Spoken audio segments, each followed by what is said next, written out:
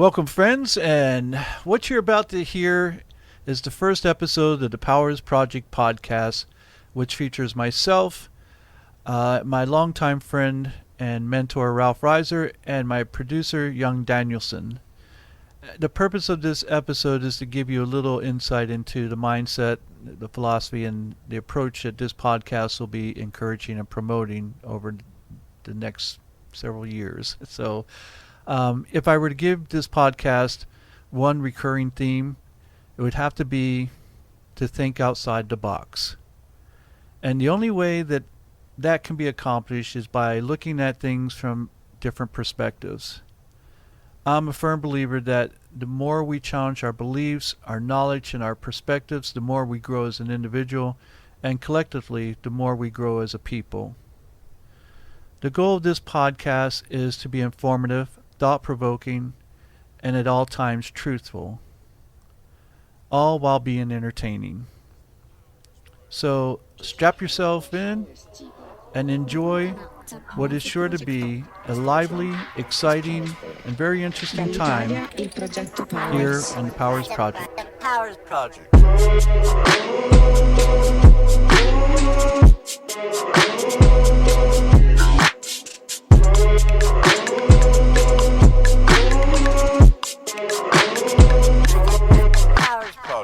Hello, boys and girls, and welcome to the very first Powers Project podcast. I'm Kurt Powers, your host, and this is going to be the first of many episodes to come, and I'm excited to bring a personally unique way of podcasting I'm sure myself, my crew, and you, the listeners, are going to love. 99% of this podcast will be unedited and unscripted. This opening, of course, is going to be part of the 1%. So just to let you know, there's some points that I want to get across, and I didn't want to miss out on them. So I'm joined today with a dear friend of mine that I've known for years. I have a great deal of respect for. His name is Ralph Reiser, and then I'm also joined today by my producer, Young Danielson, who will be part of the podcast as so you can get to know them. My friend Ralph will be on the show quite often as a regular guest, and of course Danny will be producing each episode, so they'll be here on a consistent basis. I realize to start off that we're not going to be everyone's cup of tea, and fortunately I have no desire to be. In fact, if you suffer from phronophobia, which is the fear of thinking, I can guarantee you're not going to like this podcast. So if you have no fear of thinking, you'll be good to go. We're going to have a slew of different types of guests. They're going to include legends, celebrities, influencers, comedians, athletes, controversial personalities, motivational personalities, inspiring personalities. They're going to include everything from musicians, healers, to heroes. And our topics are going to run the gamut from trans race to Trans Ams. My goal is to make this podcast number one in the country, and I'm going to do that by having a consistent podcast that delivers quality content that's informative, thought-provoking, and just as importantly, entertaining. Our motto is laugh and be proud. Laugh and be bold. Okay, we might have to cut that out. Laugh and be bold. There you go. So without any further ado, Ralph, Danny, it's great to have you guys here. Hello, Kurt. Glad to be here. It's a pleasure as always. Always. As I've said, as I've told Danny and I'll tell my listeners, is that I could not do this show without Danny. Or let's just put it this way: I don't want to. It would be much more challenging if I did do it without him. So I'm fortunate to have him as my producer. He's a talent that's on the rise, and he's also a musician in his own right, and he has record deals over in the UK and stuff. So I'm very fortunate to have such a talented person as my producer. So guys, what I want to do is I want to kind of give people a feel of what this podcast is going to be about, and give them an idea of what the mindset is of our podcast. And so there's 3 points actually that I want to hit on. And one of those is about change.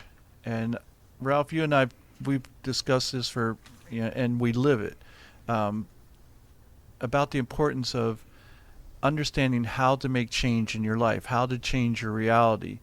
You have something you'd like to add to that? At anybody's point in anybody's life, you're going to have to make adjustments and change, provided you want to move yourself forward. For those in the audience who want to be stagnant and do the same old thing or think the same old way, I say, good for you, good luck to you. You're probably not my cup of tea either. I know, Kurt, when we talk about change, we always say change is a transformation. It's a thing that is a continuous mode. So you don't wake up one day and go, I'm just going to change everything and hope it happens. Systematically, change happens when you know where you want to go and you have a plan and the tools to get you there. And then you'll find it's actually a pretty easy thing to do. And it's always towards a positive outcome. Yes. And Danny, I know that you're going through quite a few changes yourself right now. How do what is your mindset like, especially as of late, the way you used to look at things compared to how you look at them now? Right now I'd say a lot of positivity. I'm reluctant to change right now, but I know it's for the better. It's just positive mindset, a lot of humor with it, and just keep moving forward. It's good having minds like you guys around that's going to help kind of guide that, because I know without that I could be going down a different path. But it's just staying focused and doing the hard thing, I guess. Yeah, and I think that's that's the thing. So you like Ralph said, the desire has to be there, and you have that desire, and that's why things are beginning to change in your life. And one of the things that I constantly explain to people is that your reality is formed first by your beliefs, and then followed by your perceptions. So basically, the equation is your beliefs plus your perceptions equals your reality. So when you want to change your reality, it therefore stands to reason that you must first change your beliefs and your perceptions in order to change your reality. Would everybody agree with that? I wouldn't. Like to add to that. I'm confident, Kurt, that what we bring in your podcast, the Powers Project, is all about is having people recognize that point that you have to change at some point. I'm going to throw in there my perspective, and my thing is always going to be comfortable being uncomfortable. Because when people are in a comfort zone and they are afraid to take a risk, or afraid to do something new, or afraid they're going to cut some people who are not positive influences in their lives out, oh my God, what will they think? The moment you let go of that and start being comfortable, being uncomfortable, then you can make massive positive changes for your benefit. Exactly. And that's what I believe we're going to be projecting out there for people. Well, we're not just projecting it by saying it. We're actually projecting it by doing it. Doing a podcast isn't a particularly comfortable thing for me to start off with. Sitting in front of a mic for the first time and putting my thoughts down, on paper, or actually telling people about my thoughts and doing it off the cuff. That's not necessarily a comfortable thing for me. I wasn't, I'm not a professional comedian or a professional actor or somebody who can just memorize lines and just put them out there and do so and use, different tonality and all those things that keep people interested. So these are things that I've got to learn and be able to do. And I know that as our podcast goes on, I'll become better and better at that. So for those listeners who, who stick around, you'll see a change in how our podcast gets better and better with each episode. And for those who don't, and maybe come back a year from now, they'll see a major difference. And I have no doubt that these things will happen because we don't just talk to talk, we actually walk to walk. And I think it's going to be a fairly rapid transformation, Kurt, to this fluidity, the smoothness like we're talking about, because you made huge progress since we started doing these a few weeks back. I agree, and I even like when Danny and we did a mock podcast before this just to practice a little bit, and Danny was very smooth, and again I know Danny he'll continue to progress as well. We all will, because it becomes more, second nature to us the more we do it. And on this podcast, I'm going to continue to encourage the listeners to constantly challenge what they believe, what they think they know, and how they think. Because as far as I'm concerned, it's only through continuous examination that you'll discover if your reality actually holds water. In order for this to work completely, though, you must first take stock of the beliefs and the perceptions you have of yourself. It's not as important to know how you came about having these beliefs and perceptions as it is to know you have the power to change them. I mean, all you need to do is make the choice to do so, because you have the power. No one else can do this for you. You can help people to lead them to water, but like the saying goes, you can lead a horse to water, but you can't make them drink. So people can show you the way. If you don't make the choice to do it yourself, it's not going to happen. And there's lots of people out there who have this knowledge, and there's lots of people out there who still make excuses for themselves and refuse to act on it because, for whatever number of reasons. So, Kurt, along those lines, when somebody may be listening to this and go, oh, yeah, well, I could listen to this show and all of a sudden my life is going to be better. Well, if your life sucks now, you're the only one who's going to make it better. You could take what's the content, what you hear, you learn from the show to change the way you think. That's part one, would you say? Yes, absolutely. And then part two is open your mind up to that new thinking, and then you got to start doing things that go along with that new thinking. So you could say, hey, you know what? I'm 350 pounds, and I want to be a nice skinny person. That's a nice thought. What do you do next? Well, you've got to change habits of intake of your food and output of your exercise, right? Right. And then not just do it for 5 minutes or to get ready for the high school reunion. You have to make it a lifestyle change. That's absolutely correct. You have to put actions behind your words. Exactly. Your words and your actions must be congruent. And it's funny that you use weight loss, because Bill Maher was just kind of roasted here lately, because on his show this past week he had said something about that fat shaming should be brought back, and then James Corden went on the show and said, look, we're not unaware of it. We don't need to be fat shamed. We suffer. We deal with this every day, and it's been difficult. So you shaming us doesn't make it any. It's not like, oh, I'm fat and he's making fun of me, so let me lose the weight. These people are always wanting to lose weight. What I believe is, again, this is looking at things from a different perspective. I don't believe we need to fat shame people. I also don't believe we need to have fat acceptance. I believe that we need to go, these people are doing what they can. Let's help them. Let's not shame them, but let's not make it easy and go accept it. Because there are fat people out there who are pushing this whole narrative to accept them as being fat, and it's like, you. Except for one thing. The people who are saying accept me as fat are going to be challenging the society to take care of them at some point. Right. Okay? Because of their health is going to degrade very young and very quick.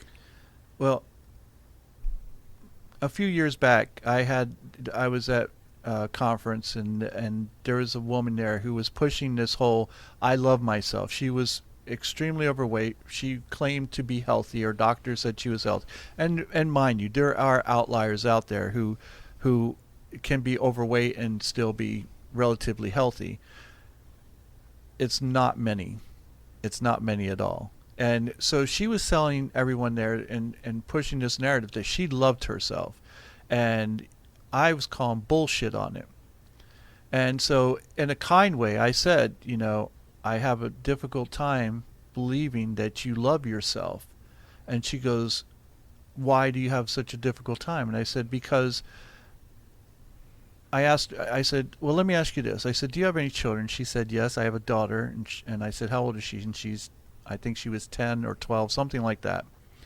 And I said, if you could, would you take your excess weight and would you put it on your daughter?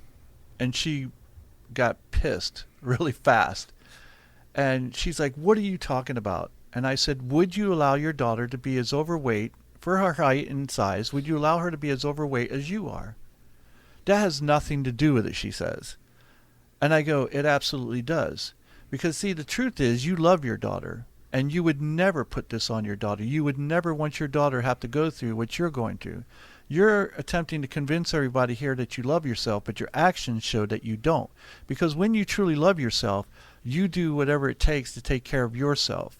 And right now, you're not. You're making excuses for yourself, and you're putting it out there that you're this false bravado, if you will, that look at me, everybody, I'm happy with who I am, and you're not. What you're trying to do is make a buck off of it, and that's being not only a sellout to everybody here, but it's being a sellout to yourself.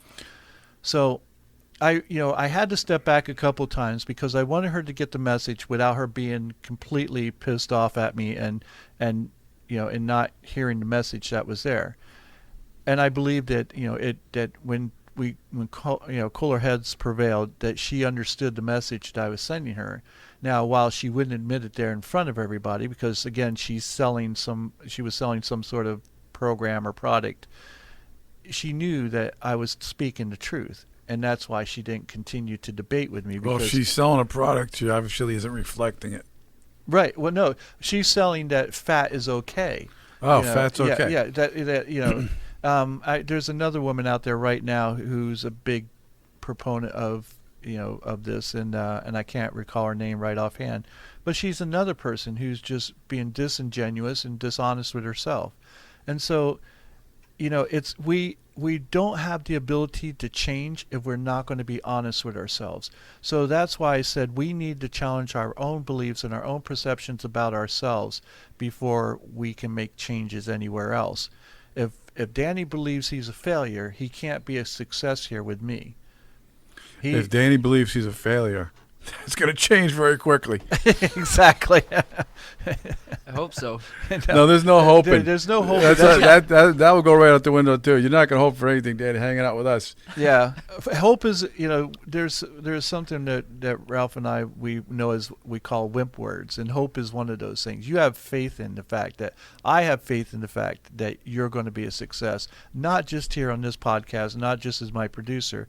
I also have faith that you're going to be successful in your music career as well, and I have no doubt about it, because here's the thing, because once you start believing it, your actions will start showing it, and your actions will start putting you in those positions to where you'll have more and more success. And Gary Vaynerchuk talks about that. He talks about, especially when you're starting off as a musician, he says, if you're not putting your shit out on your Instagram 100 times a day, you're losing out, because people think, oh, I don't want to put too much out there and get people sick of me. And he's like, people don't even know who the hell you are yet. You keep putting out until people get to know who the fuck you are. And to Gary's credit, he puts a lot of shit out. He does. I mean, constantly and daily, he puts shit out all day long. And if he, as popular as he is, as famous as he is, and he continues to put shit out as much as he does, that tells everyone else you should follow suit. Well, Kurt, some people in the audience may know Gary Vaynerchuk, some may not. What's your history to give credence to telling anybody who says, I love myself, therefore I can be fat? What's your basis of not just judgment, it's insight to say, hang on a second, I call bullshit on you? Well, as you know, Ralph, I've been in the health and fitness industry since professionally, at 1978 or 79, and then got into it full time in 1986 or 87 it was. And so on and off, I'd been doing this pretty much my entire adult life. For the past 20 years, that's all I've done was as a personal trainer. It was help people to lose weight, to get in shape, to become healthier and more fit in their life. I've taken people who were 200 pounds overweight and got them down to where they were healthy and fit for their size, and never put the weight back on. And all that came from changing their mindset. It wasn't just about, because people think that when you're dealing with the body, all you have to do is the physical workout. All you have to do is pay attention to what you eat. if you don't change the mindset, you're just going to go back to the same old habits you did before. You've got to change your mindset of how you see yourself, of how you see exercise, how you see the food that you eat, and you have to make it healthy. And right now, the majority of people out there don't have a healthy outlook when it comes to food. They give food the power, and they're constantly worried about what they're going to eat, how much they're going to eat, when they're going to eat. If they worry about whether or not they're going to go to the gym after work. And what they do is it causes a reaction in the body to where cortisol levels are raised throughout the day, and it prevents you're them. losing me on this intro podcast. Okay. It's too complex. Okay, I'm a simple man, as Leonard Skinner would say. So here's the thing, though. So you got a solid life experience of 40 years in my math, 41 years of health and fitness. Okay, Yes. What goes in, what goes out, right? What goes on. So that gives you a solid basis. What about the mental part? The mental part, I've studied with a friend of mine, I'll say, who's a psychologist for a number of years, as well as I happen to be a hypnotist, a hypnotherapist, and I've been a hypnotherapist for probably 16 years, 17 years, something like that. And so I know how to get people into the right mindset. I know how to use hypnosis to get people into the right mindset. And I know how well it works. And it's all about changing their beliefs, changing their perceptions, which changes their reality. And so that's one of the things on this podcast that you're not going to have to be concerned about as a listener. There's not going to be any bullshit. Nobody's going to sit here to pretend to be an expert in something who isn't. And when I have guests on, if the guests attempt to bullshit me at any time, I'm going to call bullshit on it. So that's one thing I'll tell my guests is, like, I'm not going to have guests on where I just, I attack them and, like by surprise and call them out on something. I'm going to tell them, though, be honest in your answers, because if I detect any deception whatsoever, I will call you out in a heartbeat. And you can walk off the fucking set. I don't give a damn, and I'll air it just as is. And I'll let people know that you're bullshitting me. So, or you're attempting to bullshit me or bullshit the listeners. And I'm not going to, it's just not something I want to be part of. So in other words, this is a shit-sifting, bullshit-free zone. That's exactly what. And it's also an excuse-free zone, because I don't want to hear anybody sitting there telling me their sob stories about how life is so hard and how they've had to go through this trial or this tribulation. Every one of us out there has gone through some sort of trial or tribulation, or going through it right now. And I can assure you that as bad as things have been for whoever it is out there, there's someone out there who's had it worse than you and who has become a success. And I don't mean a success just in business or just with money. I mean where these people are happy, they're healthy, they live a full life. And that's what we want. That's what we're looking for. Success isn't based off of how much money you make, or whether you're a giant in corporate CEO or something like that. It's all about what is it that makes you happy, and if you're happy where you're at, then to me you're a success. All right, so we're not going to hear a lot of bullshit on the show. It's going to be zero, right? That's correct. It's called the ZBS, Zero Bullshit Zone. Okay. And then we're going to have a no Wawa, because Wawa's up the street where I get gas and diesel for the rig. So you're not going to have excuses or complain, because we're not going to put up with that, right? No, yeah, exactly. And that's one of the things, the guests that I have on here, I want guests to explain what they do, how they got to where they're at. And I can assure you, every one of the guests that I have on here are going to have had some sort of tribulation or trials that they went through, some hardship. And yet I want them to show how they overcame it. And it might resonate if it resonates with one listener, that's an accomplishment within itself. But I want people to see out there that there are tons of people out there who have made successes of their life, who are happy, and it's all because of the way, how they changed their mindset. So for the listeners, the guests that come on this show in the near future that you have lined up, they're going to hear real people talk about their real life, Yes. talking about real challenges, and how they decided they were going to attack them because they wanted something on the other side of that, some opportunity. Is that a fair statement? Yes, that's a fair So statement. anybody listening to this, whatever their station is in life, can take away at least some motivation and go, you know what? If they could do it, then it's possible for me too. I got to get myself in gear. Exactly. And that's one of the things. Like when when we asked Danny, he sees this as an opportunity for him to grow. And let me explain to the listeners out there. Danny happens to be far younger than Ralph and I, so he's just starting off, and he has all the potential in the world, and I believe in him. I believe that he's going to become the success that he's dreamt of becoming, and it's going to be because he does have access to Ralph and I, and it's not just that. He's going to have access to these guests, and he's going to see how this change happens. And I think he's already, and Danny, you can correct me if I'm wrong, but I think you already see how your life starts changing a little bit at a time and how it keeps getting better the more you focus. And that's the thing. It's like people have to understand. It's just like working out. You don't get bigger biceps by doing a set of curls and then setting them down and never touching them again. That's not how you get bigger muscles. That's not how you get stronger.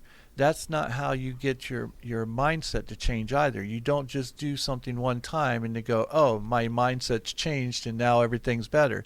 It's a work in progress. And the thing is that, and we're going to talk about this a little later with the 80-20 principle that I want to bring up, is that you must continue to move forward, because if you don't, at some point you're going to stagnate and you're going to be sitting still, but you're not going to stay there. You're going to start either moving forward again or you're going to start rolling backwards, and that's what happens to people. And so, Danny, I know that you haven't said a whole lot because we've been hogging the mics. Any thoughts? I'm just really excited. It's cool to be around these mines. I'm very excited to see where it goes, and like you said, the change is happening. I can see my life isn't as chaotic and I don't feel as lost as I once was. But I mean, it's all growing up right now, and I'm interested to see where it goes. And see, I'll tell you, I'm excited to have Danny here for this reason, because he is young and he brings young blood into this. Like a test tube baby. Yeah, he's not that young. Well, he's in the Powers Project test tube. He's getting fed nutrients that's going to help him grow. Sure. Okay. All right. Anybody ever used that analogy before? No, No, it's the sure. first. Well, there you I go. like it, but Okay, so that was one of the points I wanted to make about change. So we're gonna hit on that. It's gonna be a theme throughout the podcast with the guests, and because I think what you're gonna find is that for every guest that we have on here who has been successful, that is something that they adhere to and believe in fully. That you want to change your reality, you need to change your beliefs and change your perceptions, and that's when your reality begins to Change your actions. So the next thing I want to talk about is giving a fuck. And what I mean by that is that over the past few decades, there's been this prevailing attitude from people of not giving a fuck. And I'm sure we've all experienced that. All you have to do is step outside your door and it's going to hit you square in the face at some point. After observing this behavior over the years, I have to ask, how's that been working for us? Well, I can't talk for us. I can talk for me. I don't give a fuck about a lot of stuff. I do give a fuck about certain things and certain people. I'm very specific with my energy. I'm very specific with my time. I'm very specific with what I want to put anything towards. Things I actually give a fuck about. Most things, don't give a fuck that much. What about you, Danny? I think I'm at the stage where I give a fuck about a lot of things I shouldn't. So I'm kind of cycling out the shit, seeing what I should care about and what I shouldn't. Whether it's like people burning me with relationships, or I'm noticing my circle getting a lot smaller and like caring about certain people, and it went from like, trying to have all the friends in the world to realizing, wow, people are shitty. I'm going to keep it to the people I really care about, like you said. Other than that, it's still figuring it out. Care a lot about things that I know I shouldn't. But See, it's funny to listen to the two opposite, ends of the spectrum, because you're both so, because there's a big difference in age. That it is true, as you get older, you begin to not give a fuck as much, and so, and the reason is because you've dealt with all that shit beforehand, and that's what you're going through right now. And as you get older, you'll find that there'll be less and less that you give a fuck about. Here's the point I want to make about giving a fuck, though. Wait, hold on a second. I'd give a fuck every now and then. Right, and I know you do, and I mean, a certain woman, I'm gonna certain woman deserves that from me. Right.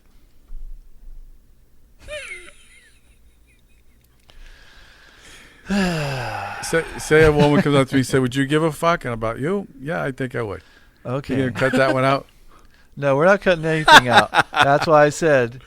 Anyway, so getting to the point here, it seems that ever since the majority of people in this country have adopted that mantra, we've kind of become more distant, less considerate, less compassionate and caring toward one another, and it to me, we just as people have cut each other out of everything. We unless it's an immediate friend or family, we don't give a fuck about anyone. Wait a second, Kurt. They have all these wonderful social media things. Yeah. I'm not going to mention any names because I think they're a lot of bullshit. Okay, because again, so what if somebody likes what you? Is that validating your life that 5 people you really could not care about or give a fuck about are going to say, "I like that" or "I like your idea"? I think that's where the basis of all this comes from. But see, that's these social media outlets are not the problem. The problem is within us. The problem is that there are people who are cut off from society, who don't have friends, who don't have family, who do think that their friends on their social media group are really friends, and so they do live for those likes, and they're upset when they don't get those likes. And these people, we need to reach out to them. We don't, because we've closed ourselves off from the world. All of us have. There's a comedian who makes a joke about, back in the day when he was a kid, and our mothers, and my mother was the same way. She would have food that was set aside that was for guests that would come by. We weren't allowed to touch it. It'd be like this cake, and there's us kids sitting around. We can't have this cake because there might be some guests that come by, and that was back in a time where we would, gladly open our doors when people came by and knocked on our doors. Nowadays, somebody knocks on our fucking door and we're like, who the fuck is at our door? And we're pissed about it because somebody had the gall to come over to our house without texting us, because you can't call, because people get pissed off if you call too. You got to text someone to tell them, hey, I'm going to call you, and then you've got to approve it in order for, because if they call you, they're like, who the hell's calling me? And we've isolated ourselves from each other to a point where if someone comes over our house, we're sitting there going, who the hell's at our house? And we don't have guests over anymore unless they're invited. And if you just don't have people drop by anymore. And that's the society that we've become. Well, here's a dichotomy for you, okay? Last night I was watching episode 1 of, I think it's called Inside Bill's Brain, about Bill Gates on Netflix. I watched that. It was a great show. Okay, great show. Bill Gates is beyond genius. Whatever level he is, that's genius, super genius, yes. Okay? So now he's doing sanitation. Now, right. I give a fuck about global warming and climate change. I believe we're headed towards, very quickly, we could have a mass extinction across species, okay? Because we're not taking it seriously. So I give a fuck about that. Well, I watch that show, though, and Bill cares about people having clean water to drink, and more importantly, the sanitation so people don't have the diseases. I looked at the people who are living over there in wherever it was in Africa, or whether it's Brazil or Mexico or India, wherever these places are, where you have people living in poverty. Billions of people. I don't think any of them give a fuck about climate change. It's not, yeah, because So- it's not about it's not about survival yet. They have other things that are more pressing about their survival, like getting diarrhea and dying from the kids. Right. Kids are dying from diarrhea. So when you look at this situation of caring or being compassionate, I said, wow, this is pretty interesting. If the world's right now, the weight is on the people who are faced with that, which it is. They don't give a fuck that much about climate change. It's not going to impact them right now. Everybody else could look at it and go, wow, we got to get going on this. So just a little perspective. And you're right. And, and depending on, what part of the world we're from, what part of the economic, social, ladder that, we're at, our perspectives will be different as far as what's important to us. And I think in this country, because again, you're not going to have people in India who live in these cardboard boxes who are listening to a podcast. So They're not listening to the podcast. Yeah, we can pretty much guarantee that the majority of people are going to be from this country and and other well-developed countries, and and so we need to address those people who can hear us, who can make a difference. It's going to be a challenge to do that because everyone has this attitude like everyone's an asshole. I hate everyone. Everyone's an asshole. Everyone's an asshole except me, of course, and that's the mentality that we're at right now. And again, it's challenging to get people to listen when you think everyone's an asshole. So what we've done is we've reverted back to being like some kid when we were 10 or 12 and becoming a bully in the playground, and we start throwing names at each other. And that's all you see when you go on these social media sites, and you'll see people going, "Oh, well, they're fucking idiots," or "They're an asshole." They're not saying anything of any value. They're just saying they're throwing these epithets back and forth at one another, and nothing's getting accomplished except that everyone's just becoming more pissed off than they already were. And you find that so many people don't use any logic or reason in what they're doing. It's like you're wasting your day away, you're wasting your life away having these stupid arguments with people that you're not even arguing from a basis of logic and reason. You're acting like a child. That happened today, as a matter of fact. I was up at Costco. I went in to get some veggies and salmon. So I'm walking straight back to the area I'm at.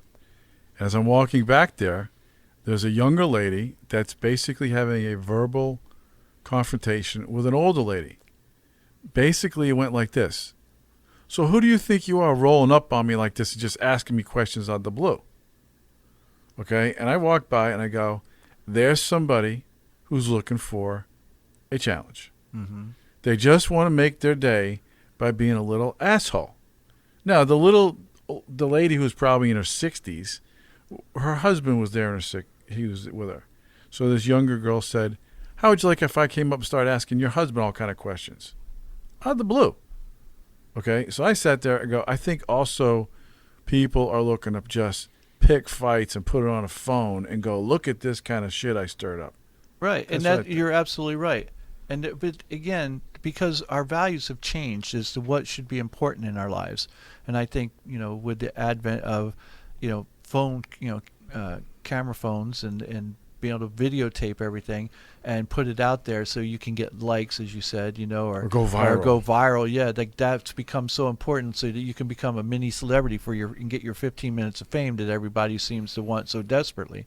And I truly believe it's because people are lonely. I believe it's because people are hurting, and as we know, hurt people, and it's become a sad commentary on our society that this is what we've relegated ourselves to. And yet I believe we have the ability to change that. And I believe that this podcast can be a launching pad to do that, to get people to stop, reacting and start acting and being responsible for yourself, and give yourself more credit. Like, expect more from yourself than to sit there and act like like some punk ass kid on the schoolyard trying to be a bully. And that's what everybody's so tough now. Hold on, don't say everybody. No, you're right, and I shouldn't. I'm going to say 80%. Yeah, 80%, and we'll get to why it's 80%. But Danny here, I'd like to get your perspective on it because I'm sure you're on the social media sites more than Ralph and I are. I personally hate them because I've done like the research into it, and the same things that the same chemical as heroin and everything, like dopamine, is released in your brain when these likes come in, and you kind of get addicted to it in a sense. When I started with Instagram, that was my main platform I used to promote my music on, and I got like 10,000 followers on it, and I was on that constantly, like pursuing it. But if you're not on it consistently and you're not putting out content that's I don't not necessarily good, but I just witnessed my likes drop because I wasn't doing as much. I got annoyed with it. I'm like, this is basically a second job, and now I'm more focused on this Instagram thing, or like creating something like, oh, everyone's gonna like this on Instagram, as opposed to why aren't I just making music? So did you see the guy who was on College Game Day Saturday that said need $25 for Busch Light or something? Yeah. Okay, he raised $1 million, and all these wonderful things are coming about. You know, he's doing it for the Children's Hospital up in Iowa, where they play the games, they watch out the windows. Yeah. And then this morning I see when he was young, he made some comments, some jokes that were off color, and now everybody's firing him. And I sit there and I go, that's ridiculous. That's ridiculous, number one, because the guy's doing good. And yet I go back to the question of what you just said. You had all these followers that gave you all these likes. What if you got in a car accident last night and you needed a kidney this morning? How many of those followers would come in and say, I'm a match for you? That's why I stopped it. Like, it was pointless. I've just watched my account like deflate since there, and like I could care less at this point. There you go. Well, and I think it's important that, again, that we understand that Instagram, Facebook, Twitter, all that, these are meant to be informative and entertaining, but these are not real life. This is not real life. And so I think you realized that, rather quickly that it's. Yeah. Instagram is actually testing out some versions to take away like likes and your follower count and everything. And then you just saw the videos of like all the Instagram like influencers freaking out because that's their entire life. Like, right. That's their value. I have all these followers. Yeah, that number is their meaning in this world, and it could just be, their entire validation can be taken away overnight. And I hope that happens because Instagram is like lost like its sight. It's not just for posting pictures. It's now just to be, I'm better than you. I have this many followers, and I think that that's what's happened, is that because these people, they can do outrageous shit and they become famous for it, or that all of a sudden that there's a lot of people who become they're gossipers, they're backstabbers, they're liars, they're cheats, they're self-righteous hypocrites, and they do it all for to be outrageous, if you will, to shock and to get noticed, so that they can have more followers, so they can have more likes. Was the idiot's name? And I don't care, Logan Paul, I think it is, that does the stupidest shit, and he goes out and he instigates shit with people, and one day I hope somebody just punches him right in the fucking face, because he deserves it, because he's a little asshole. And I don't give a shit if you're a Logan Paul follower or not. If you're a Logan Paul follower, it's unlikely you'll be listening to this podcast. However, it's like, but these people are getting famous for being stupid asses. So I'm going to throw something at you. I think it is a thing of self-esteem, me personally. Now, you know me, Kurt. I have a very high level of self-esteem and self-confidence. Reason why I say that is because although I have a Facebook account, I never look at it, and I get notifications from some people. Well, I don't give a shit if you're going to go eat at a steakhouse tonight, right? And you take a picture. I've never understood. And so that. I don't understand why people want to make that important. I have friends who do that, and and I don't personally get it. Yet they will, you're right, and I think it's what Danny was saying. It's like this dopamine effect where you have 130 people like the fact that you ate at this restaurant and had steak, and so you start posting that shit because you're like, oh, everyone cares. I don't think they care. I think they think somewhere that you're important and that you're important to have as someone, as a friend, because it ups their status or whatever it might be. because you might be a successful lawyer, and because you're a successful lawyer, well, you want to have a successful lawyer or doctor or someone as your friend, because, or at least in our circle, maybe not in Danny's circle, but whatever it is like it up, if it ups your status, then you want to be part of that. So you'll like shit just so that you can stay in that circle and feel important. And it's, it's not, again, it's not the social media things. I don't think that are the social media platforms that are the problem, because we've always had, like I said, the gossipers, the backstabbers, the liars, cheats, all those people. We've always had them in history.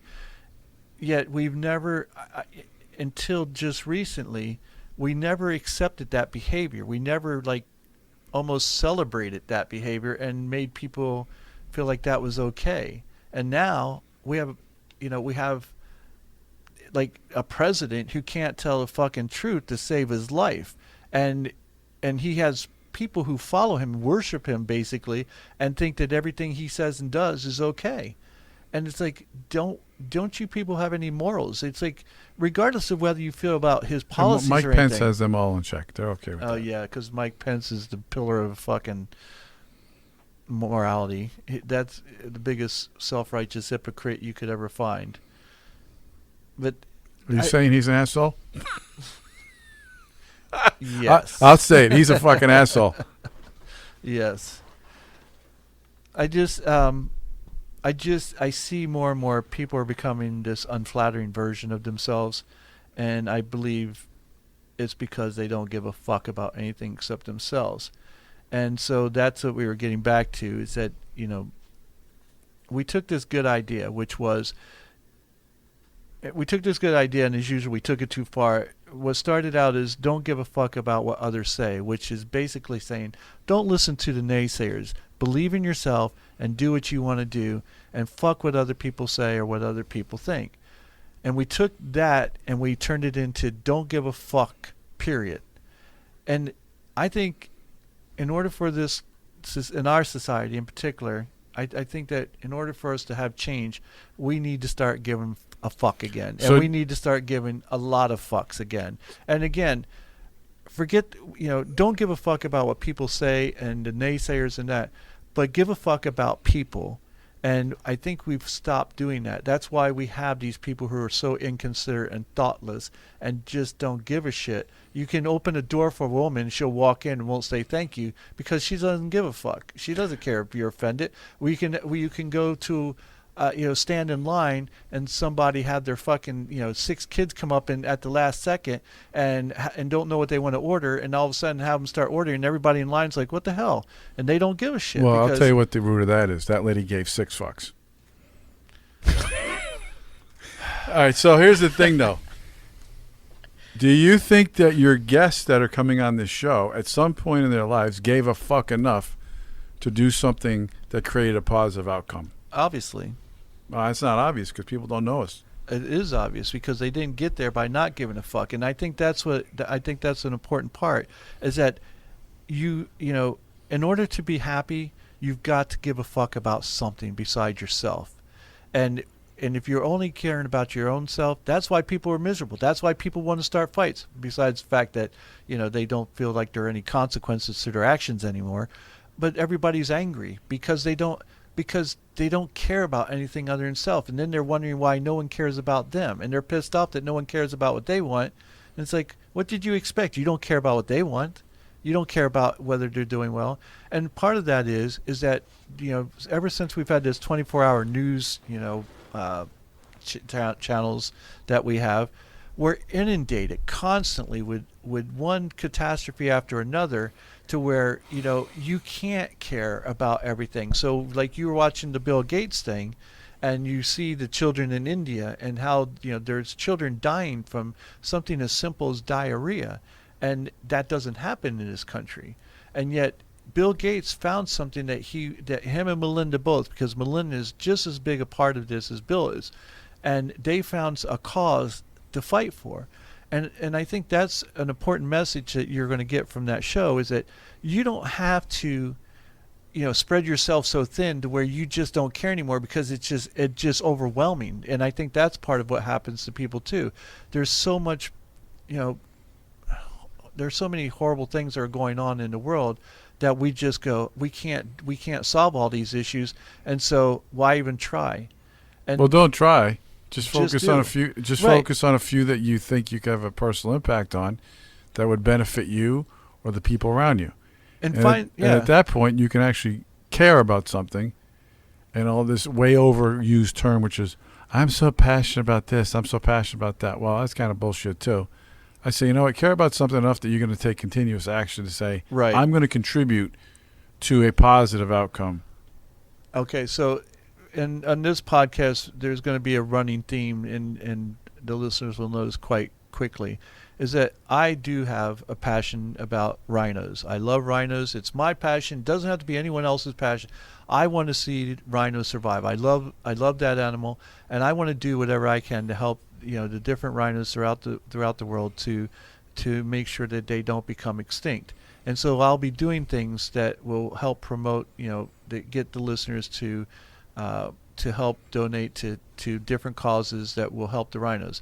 Now, people will sit there and go, well, what about starving kids? Look, you do you and I'll do me. Yeah. There are plenty of people out there who are helping starving kids. There are plenty of people out there who are helping other causes, for cancer, for diabetes, whatever your cause is, fight for it like it's your life if that's what you love, fighting for. And let's just, if someone comes to me and says, look, I want to cure cancer. I want to get cancer wiped off the face of the earth. I'd be, you know what? I'll help in any way I can.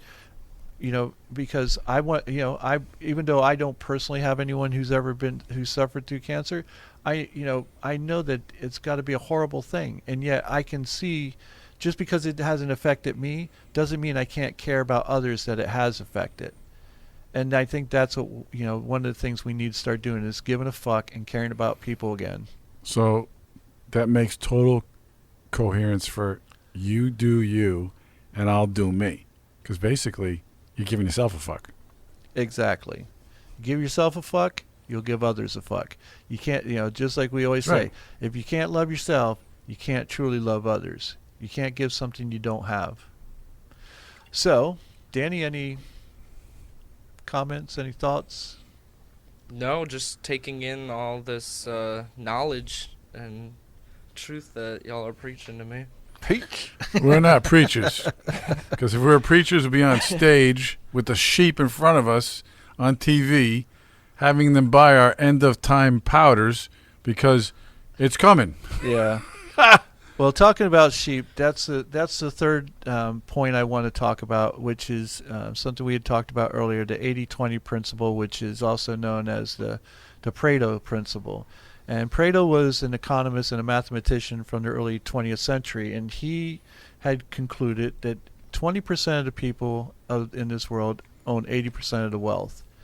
And then later on, in the 1940s, Dr. Geron realized that this principle applied in his area as well. And what he said was that 20% of the people are vital and 80% of the people were trivial. And then what we found is that other scientists were saying that 20% of people are free thinkers, 80% of them are sheep.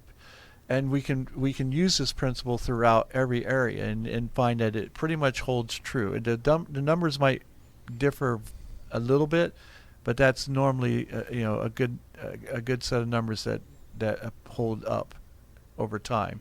And so we talked about being part of the 20%, and that there's certain criteria that needs to be met in order to be someone who's truly in the 20%.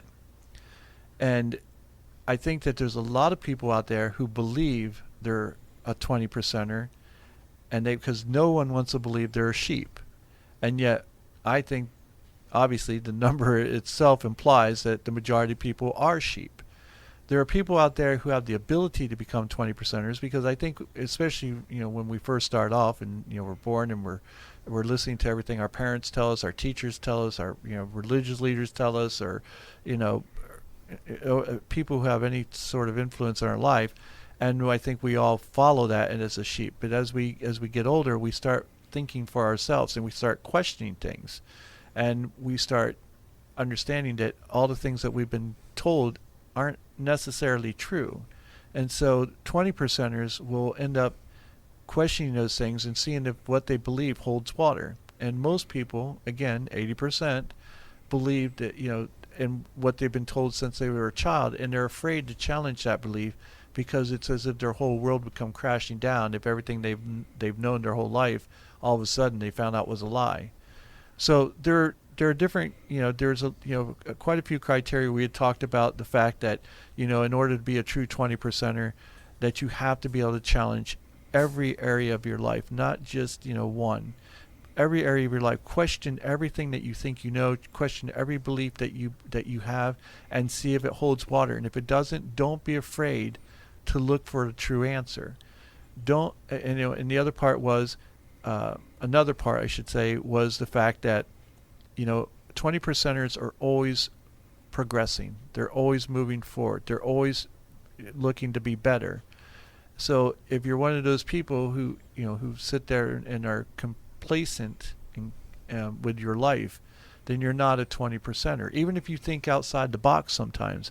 And I think that's part of the issue, is that you have some people who have 1 foot in the 20% and one in the 80, and they think they're a 20 percenter. And I'm here to tell you that you're not. You're a wannabe 20 percenter.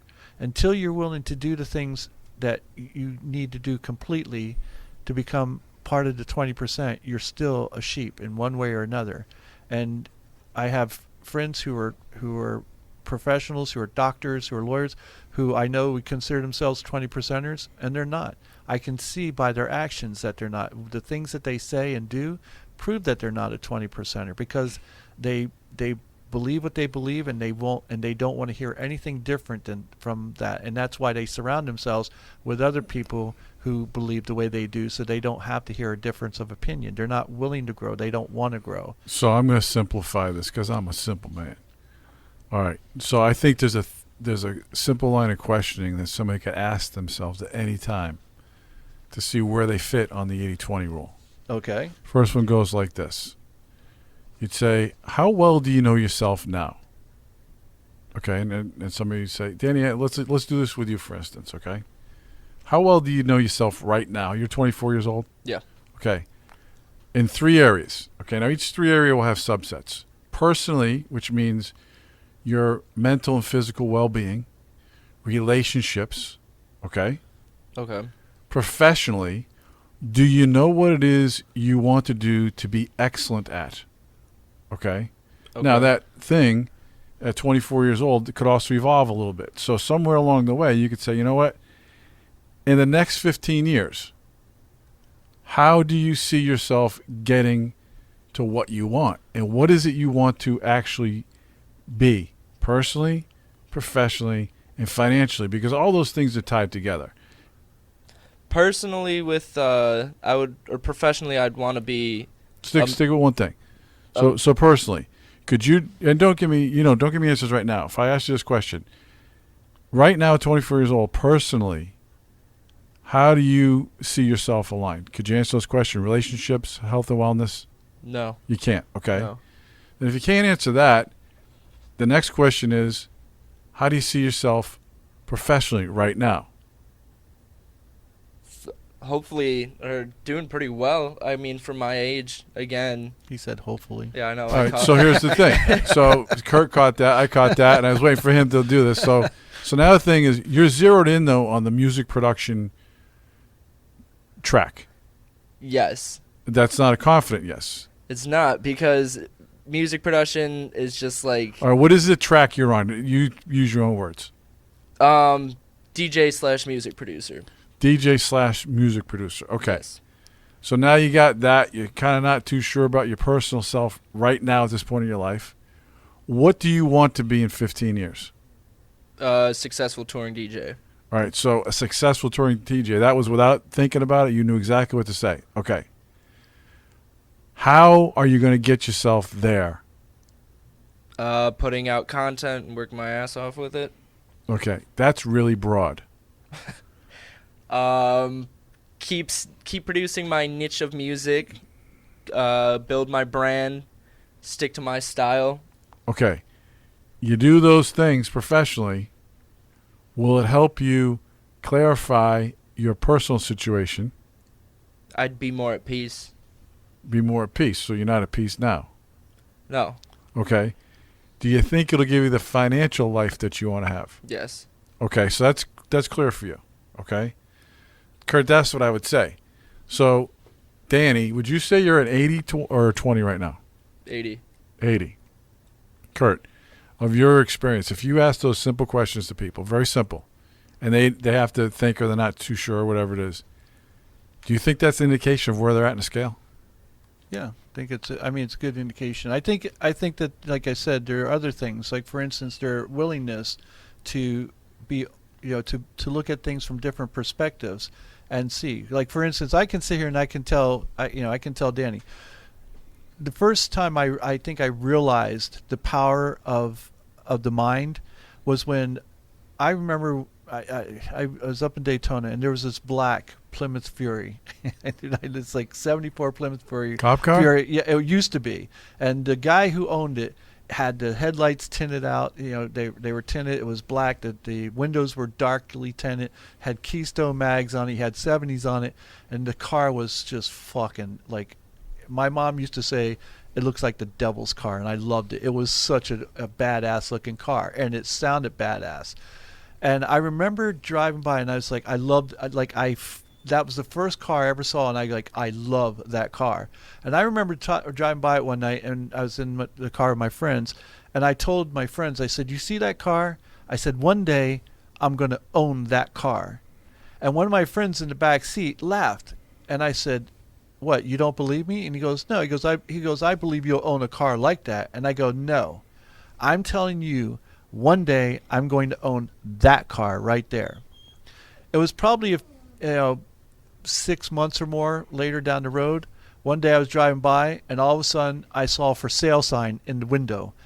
I fucking made a right-hand turn so fast, and I pulled right into the guy's driveway, and I knocked on the guy's door, and I go, how much do you want for your car? And back in the 70s, I'm 17 maybe. He said $800, and I go, I don't have $800, but here's what I'm telling you I'm going to do. I said, I will give you $200, and I will give you $100 every week. You can keep the car. I'm going to give you $100 until the car's paid off. And I go, and just promise me you won't sell it to anyone else. And he was so impressed with my enthusiasm that I loved this car so much, he knew I had to have this car. So I did exactly what I said. When I had made 3 payments where I had given him $500, he goes, I'll tell you what, you can take the car. And I was like, what? Like, I wasn't expecting it for 3 more weeks. He goes, you can take the car, just promise me you'll come. And I said, I promise you I will be back every week. And I did. And I owned that car. And I had never loved a car more than I loved that car. And the thing is that I knew, I had it in my head that one day I would own that car because I wanted that car, and I made it happen. I put myself in a position where I could make it happen. Now, I'll tell you one more story about something that didn't happen. There was a house in New Smyrna Beach, and it was called the Mafia House. And there's this whole story that goes I won't tell you right now about, but it's this very square looking house, but it's supposed to have a garage that you drove into, and it brought the car up into the house and all. I don't know how much of this stuff was true, because it was just it ended up that the guy he was in the mafia, he escaped or whatever, and then he was like out farming or something, and they found him dead. And I was like, well, there's no farmland on the beach side, so where the hell was he farming? But anyway, I loved the house. It had this like fire pit that was right in the middle of the house. So when you walked in, there's this big round fireplace and stuff. And I was like, one day I'm going to own that house. Now, I never owned that house, and the reason is because they had built up condos to where they were right next to the house. And I was like, I don't want to own that house anymore. And so, as Ralph was saying to you, Danny, that you're going to find things will change and you can evolve. So you don't have to stick to something just because you said it and said, oh, I'm going to do this. If you find it's something you no longer want or no longer want to do, then change. It's okay, And I think it's important that people understand that, so they don't stay on a course that they're going to end up doing something that they don't want to do, and then end up being unhappy anyway. Plymouth Fury. My grandfather's a policeman. Personal cars were Plymouth Furies. The last car he bought was a 1973 Plymouth Fury 3. Had a 400 cubic engine in it, so I didn't have my license yet. So I'd take it out in the garage because he gave it to my mom, and he passed away. I'd sit in the driveway doing burnouts with it. Oh yeah. And classic movies back in the 70s usually had Plymouth Furies, like Sugarland Express with Goldie Right. Hawn. They had like 400 of those Plymouth Furies racing down through Texas for having a huge wreck. I don't know if you remember it. So Fury makes me feel good. No, I loved my Fury. It had a little switch that would knock out the brake lights because it used to be a state trooper's car. Yeah. Yeah, and it had a speedometer that had 165 miles an hour, and I pegged that thing one day. I got 3 tickets in one day one time. It was worth every one of them. Exactly. The thing is like, that car made me happy, and because I loved the car, and I can't explain why, because and this is the funny thing, is that Plymouth Furies, there was a guy who wrote a book called Real Men Don't Eat Quiche, and I never bought the book or anything because it was just a comical book. But I went in there and and I just happened to be scanning through it, and it said, "What kind of car a real man drives?" It was a Plymouth Fury. There's a show on TV. I forget what I was watching. It was one of these. It might have been Netflix or Prime. One of the guys in it is driving a Plymouth Fury as his car. It's his regular ride. It's cracks me up. Yeah. That's a classic. It was, and then it had the big seat all the way. Like there were no You bucket could seats back then. You could sleep in that car. Yeah, you could seriously. I mean, we could put 8 people in that car comfortably, and and back in the day, as you know, like you could get inside of most of the engines where the engines were and do work in Do there. your own work. You could get inside because the engine didn't take up all the space in there. And nowadays you can't get your hand in there. Yeah. It's so damn tight. Here's what I want to say about the 2080. One last thing: if you're part of the 80%. At least be honest with yourself. If you're happy there, I'm happy for you. More power to you. There's got to be people who want to be 80%ers, and that's fine.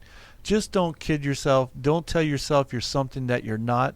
And when you can look at yourself honestly and know that you're not where you want to be, then that's when it's time to start making the change.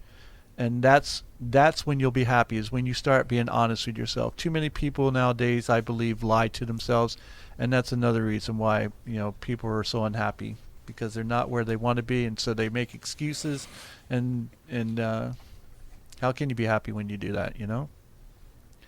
So those were the 3 points I wanted to talk about, just to kind of give the listeners an idea of our mindset here, and where we're going to be going with this podcast. There's one element that probably didn't manifest itself as much as I would like, and that's humor. Come on, I was bringing some good jokes. Yeah. Okay. So. All right. The one thing I was going to say, this is for the audience to let everybody know, get a feel for everybody. So when we brought up the Plymouth Fury, we were talking about how big those cars were, and for those of you who've never experienced a car from the 60s or 70s or even into the 80s, it was like having a living room in most of the cars. So my friends at a Brothers down in Fort Lauderdale say to me all the time when I was down there in my sweet ride, you can live in your car and you can't ride your house. I'm just paraphrasing. All right. So, Danny, did you have anything you'd like to add? I really hope to become a 20% after that. What? Kinda, Hope? well, Hope? oh my gosh. Danny, here's the question. Do you hope to take a shit or do you take a shit? I take a shit. Okay. Your sweet girlfriend there, do you hope she gives you... All right. All right. No, hold on. I want his girlfriend to be able to listen to this Hold podcast. on. You didn't let me finish. You're interrupting me. It's just like Coitus interruptus here. Yeah. Do you hope she gives you a head rub tonight with the hair on top of your head above your nose? Or do you know she's going to give you a head rub tonight? I don't think he has. He hopes or knows. Yeah, this is a loaded question. What? You can't answer that? I mean, I hope. Is that going to incriminate? Oh, Danny. Danny, what's going to happen is when she hears you on this podcast and go, oh, my God, he's becoming a dynamo. I got to rub that head. The more I rub that head, the more dynamo he becomes.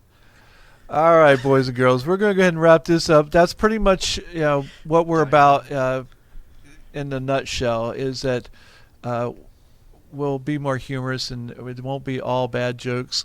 So Wait a second. All right, just so you know, my jokes are fucking hilarious. Yeah. Okay. your jokes are perverted dad jokes.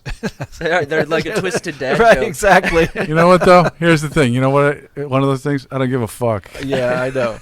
So,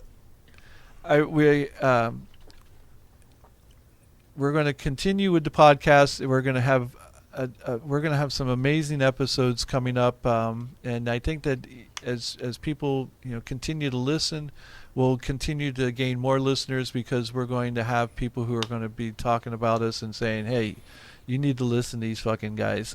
So I'll give you a perspective. You mentioned earlier about these things going viral. I think of it in our general term. Like if some chick back in the day said, "Hey, let's shoot a video. I want it to be viral," you wouldn't even think about it, okay? Because that means something different, right? So my thing is, we want you to listen to this podcast, The Powers Project.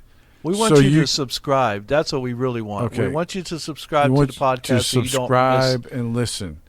So when you subscribe and listen, you're going to become more powerful, whether you like it or not. And then we want you to be viral. Go tell 2 friends about it. Get them involved. Because then what will happen is you'll build a cohort of people who want to build positivity in their life. And then you could tune in together, and then you could help each other expand in many ways. You can become a 20%er. And Yeah. here's something I will say. One last thing about the 20-80 principle. If you're a 20%er, don't date an 80%er. It doesn't work out. The only way it works out is if you, as a 20%er, realize you're going to take care of that 80%er for the rest of your life. 80%ers should stick with 80%ers, and 20%ers should stick with 20%ers. And if you're one of those people who's an 80%er who has one foot in the 20% line and one on the 80% line, you want to date a 20%er, get your other fucking foot on the 20% line before you start dating them. And I'm telling you that there's 2 criteria that I now use when I tell people whether or not a relationship is worth pursuing. One is does the person that you want to have a relationship with, whether it's a intimate relationship, friendship, a partnership, any business partnership or anything of that nature, you need to ask yourself, does that person make me a better person, or do they make me want to be a better person? And the second part is, are they a 20%er or an 80%er? And if you're an 80%er, then you don't have no business dating a 20%er. And I know people are going to say, well, you don't have any business telling me. You're right. I'm not going to tell you can't do it. I'm just going to tell you your relationship's going to fail regardless of what kind of relationship it is. I'll give you another slant on that. Say you're a 20%er. You could be a male or female, doesn't matter. And you find somebody who's very hot and they're an 80%er and you recognize that, just take out the new app we have called the Consent app. You'll be totally protected. Yeah. You really shouldn't tell people about that until you get it done. I'm just putting it out there because... Because that I'm telling you, that's $1 million idea right there. Okay, well, anyhow, we have it. It's already done. Danny got it done for us over the weekend. Okay, great job, Danny. All right, guys. Thank you so much for being a part of the of our first episode, and I look forward to having several other episodes with you, Ralph, and Danny. You're going to be a part of all of them, obviously. So, and we're just going to go from there. So, everybody, until next time, take care. Powers Project.